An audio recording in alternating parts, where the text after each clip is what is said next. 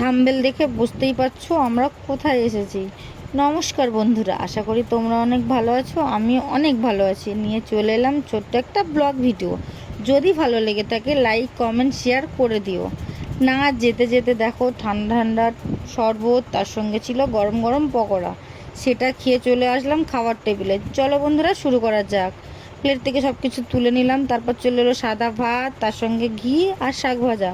সেটা না শেষ করতে করতে চলে এলো শুক্তো। শুক্তো তো বাঙালির শ্রেষ্ঠ খাবার, আর কিছু বলার থাকে না। তারপর চলে এলো ভেজ ডাল, তার সঙ্গে ঝুরি আলু ভাজা। আমি তো লেবু দিয়ে খেতে খুব পছন্দ করি। তোমরা কে কী পছন্দ করো কমেন্টে জানাতে ভুলো না কিন্তু। তারপর চলে এলো পটল চিংড়ি, সেটা একটুখানি খেয়েছি। তারপর ছিল মাছ, তারপর ছিল চিকেন। চিকেনটা আমার খুব সুন্দর লেগেছিল, তার জন্য একটু ধীরে সুস্থে খাচ্ছিলাম।